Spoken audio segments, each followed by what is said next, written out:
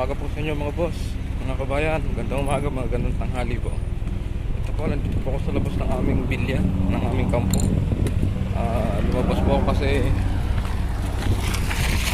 galing po akong bakala sa tindahan. Titingin po sana ng halutong ulam. Kaso sarado po. Wala pa daw deliver na dating. Kaya wala akong nabili.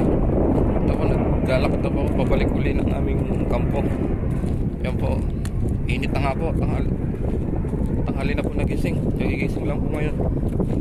Ito po, init po. Hindi ko tuloy dadala yung sombrero ko. Init.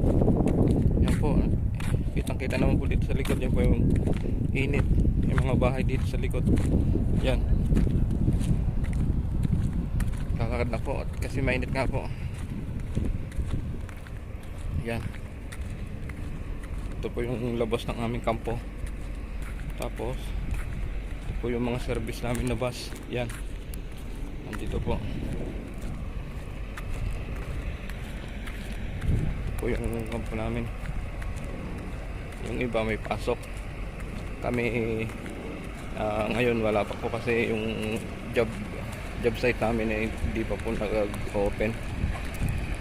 Sarado po po. Ayan po. Sige po mga boss, mga kabayan, maraming salamat po sa inyong subaybay lagi.